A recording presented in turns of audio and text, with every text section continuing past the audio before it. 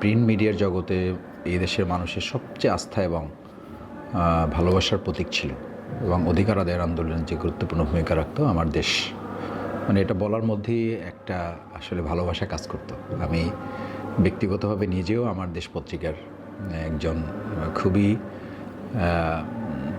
কি বলে যে খুব অ্যাটেন্টিভ একজন পাঠক হিসেবে আমি নিজে দাবি করি আর কি। চেষ্টা করতাম। তখন তো অনলাইনে তত বেশি হতো না, তারপরও আমরা অনলাইনে রাতেই পড়ে ফেলতাম, টাইম টু টাইম আপডেট রাখতাম। আবার প্রিন্ট ভার্সনটাও আমরা সাধারণত নেওয়ার চেষ্টা করতাম।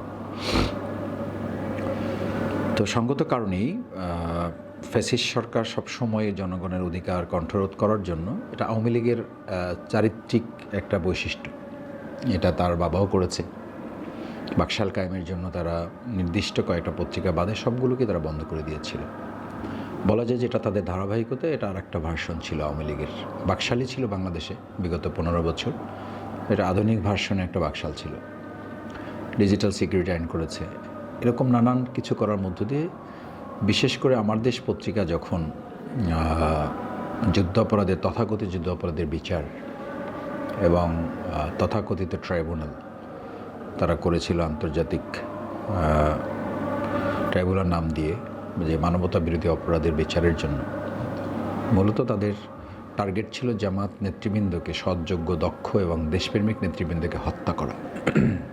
এটা তারা 2006 সালের 28 অক্টোবরই করেছিল, ব্যর্থ হয়েছে। পরে তারা আইনি প্রক্রিয়ার মাধ্যমে মূলত তাদেরকে হত্যা করেছে। তো শাহবাগের সেই যে ফেসিবাদের উত্থান, এইটা সর্বপ্রথম ভিতরে ভিতরে অনেকেই এটা মনে করেছে, চিন্তা করেছে, কেউ কেউ হয়তো বিভিন্ন পরিসরে কথাও বলেছে, কিন্তু একদম জাতির সামনে এটাকে ফোকাস করাটা, তুলে ধরাটার মূল কাজটা করেছে আমার দেশ। এবং সে সময় আমার ভালো মনে আছে যে ফেসিবাদের উত্থান লাল কালি দিয়ে যখন আমার দেশে এটা ছেপেছিল, সেদিন থেকেই আলাদা করে ওনাকে টার্গেট করা হয়েছিল। এই দেশের অত্যন্ত সৎ, সাহসী, দেশপ্রেমিক এবং বলা যায় যে পেশাগত জায়গায় থেকে যিনি একজন প্রফেশনাল জার্নালিজমে এক্সপার্ট মানুষ, তাকে তারা টার্গেট করে এবং তাকে গ্রেপ্তারের জন্য। সে সময় আমি ব্যক্তিগতভাবে সংগঠনের পক্ষ থেকেও গিয়েছিলাম, ব্যক্তিগতভাবেও আমি আমার ভালোবাসার জায়গা থেকে ওনাকে দেখা করতে গিয়েছিলাম। আমি সহানুভূতি জানানোর জন্য, আসলে তো বলা যাবে না, ওনার পাশে দাঁড়াবার জন্য। তা আমি তখন ওনাকে একটা সেলুট করেছিলাম, যে এই সেলুটটা আসলে আপনাকে না, এই সেলুটটা বাংলাদেশের সাংবাদিকতার পেশাগত দায়িত্ব পালনে আপনি যে সৈনিকের ভূমিকা পালন করেছেন, কলম সৈনিকের ভূমিকা পালন করেছেন, কলম যোদ্ধার ভূমিকা পালন করেছেন, এই জন্য আপনি এই সেলুটটার যথার্থ হকদার আপনি। এবং সেটা তৎকালীন সময় সামাজিক যোগাযোগ মাধ্যম অত বেশি হয় নাই, তারপরও ওটা গোটা বিশ্বে ভাইরাল হয়েছিল যে তখন এটা সবাই আলোচনায় নিয়ে আসছিল। তা আমার ভালো লাগে এখনও এটা অনুভব করতে, যে আমি সেই নির্যাতন নিপীড়নের একদম শুরুতে আমার দেশ এবং আমাদের শ্রদ্ধাভাজন সাংবাদিক, দেশপ্রেমিক, সাহসী নেতা জনাব ডক্টর মাহমুদুর রহমানের পাশে আমি সেই শুরু থেকেই থাকার সুযোগ পেয়েছি। এরপর তো আমরা সবাই জানি যে ওনার বিরুদ্ধে একের পর এক মামলা দেওয়া হয়েছে, প্রেস বন্ধ করা হয়েছে, পত্রিকা বন্ধ করে দেওয়া হয়েছে, ইভেন ওনাকে সারা দেশে মামলা দিয়ে ঘোরানো হয়েছে। তার মধ্যে কুষ্টিয়াতে একটা ন্যাক্কারজনক ঘটনা ঘটেছে, যেটা খুবই বলা যায় যে সরকারের সেদিনই একটা পতন হয়েছে। এবং আমি এটা খুব স্ট্রংলি ফিল করি যে ওই দিন সরকারের একটা পতন হয়ে গেছে, আনঅফিসিয়ালি ওই দিন পতন হয়ে গেছে সরকারের। কারণ সেদিন ডক্টর মাহমুদুর রহমান ভাইয়ের উপরে যে নির্যাতন তারা করেছে, এবং সেটার বিপরীতে মাহমুদ ভাই যেভাবে সাহসের সাথে তিনি বলেছেন যে আমাকে হত্যা করলেও আমি দেশ ইসলামের পক্ষে এবং ভারতের বিরুদ্ধে, 3টা কথা খুব গুরুত্বপূর্ণ। আমি এখনও ওটা মাঝে মধ্যে ভিডিওটা আমি দেখি, 3টা কথা খুব স্ট্রংলি বলেছেন। এটা হলো দেশের জন্য, ইসলামের জন্য এবং ভারতের বিরুদ্ধে যদি আমাকে শহীদ হতে হয়, আমি শহীদ হতে রাজি আছি। এটা খুব ছোট ব্যাপার না। আমি সেই অর্থে মনে করি যে উনি আসলে একজন বাংলাদেশের জীবন্ত শহীদ। ওনাকে তো দিন তারা আসলে মেরেই ফেলতে চেয়েছিল, আল্লাহ তাআলা হয়তো তাকে বাঁচিয়ে রেখেছেন।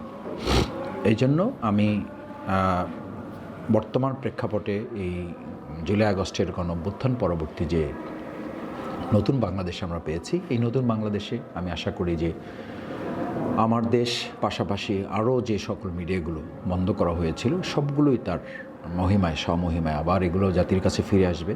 দেশপ্রেমের চেতনা নিয়ে স্বাধীনতা সার্বভৌমত্ব রক্ষায় যে বলিষ্ঠ ভূমিকা তাদের ছিল, সেই ভূমিকার দাবি এবং অধিকার নিয়ে তারা কথা বলবে। তার মধ্যে আমার দেশ খুবই উল্লেখযোগ্য এবং মানুষের জন্য অত্যন্ত প্রাণবন্ত একটা পত্রিকা ছিল।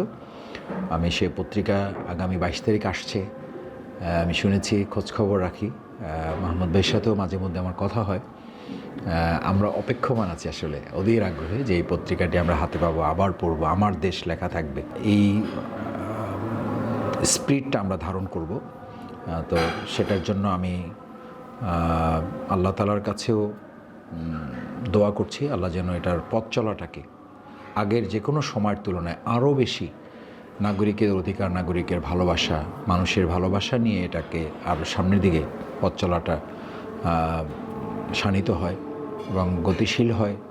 দেশ জাতির বিরুদ্ধে এখন যে ষড়যন্ত্র চলছে, এটার বিরুদ্ধে যেন আমার দেশ পত্রিকা একটা পত্রিকা হিসাবে না, আমার দেশ পত্রিকা 18 কোটি মানুষের প্রতিনিধিত্ব করার একটা বড় মহান দায়িত্ব নিয়ে যেন কাজ করতে পারে, সেই প্রত্যাশা আমি এই মুহূর্তে আমার দেশের জন্য আমি ব্যক্ত করছি। আমি পাঠক হিসাবে, আমি নিজেই একজন পাঠক, ক্ষুদ্র পাঠক।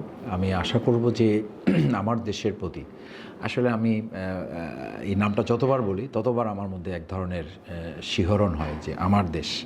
তো আমার দেশটা আসলে আমার দেশ একটা শুধু পত্রিকা না, এটা আমার স্বাধীনতা সার্বভৌমত্বের একটা চেতনা। আমি মনে করি যে আমার দেশ পত্রিকার সাথে এদেশের মানুষের সে সময় অসম্ভব ভালোবাসা ছিল এবং ফেসিবাদের উত্থানকে দমিয়ে দেওয়ার জন্য যে ভূমিকা আমার দেশ তখন নিয়েছে এবং সেটার সাথে সম্পাদক ডক্টর মাহমুদুর রহমান ভাই যে সাহসী অধ্যায় রচনা করেছেন, আমার মন বলে এবং আমি দৃঢ়ভাবে আশাবাদী যে এই নতুন ভার্সনে আবার যে নতুন বাংলাদেশে আমার দেশ আসছে, এদেশের 18 কোটি মানুষ তার প্রত্যেকের জায়গা থেকে দেশ এবং দেশে, বিশেষ করে অনলাইন প্ল্যাটফর্ম সহ আমার দেশের কিন্তু দেশের বাইরেও একটা ভালো পাঠক সংখ্যা ছিল, ভালোবাসা ছিল, পাঠকের একটা সমাদৃত পত্রিকা হচ্ছে আমার দেশ। সুতরাং আমি মনে করি দেশ এবং দেশের বাইরের আমাদের দেশপ্রেমিক ভাইয়েরা যে যেখানে অবস্থান করেন প্রত্যেকেই আমার দেশের সাথে সম্পৃক্ত হবেন এবং আমার দেশের জন্য ভালোবাসা দোয়া রাখবেন এবং এটাকে এগিয়ে নিয়ে যাওয়ার জন্য সবাই সবার জায়গা থেকে ভূমিকা পালন করবেন।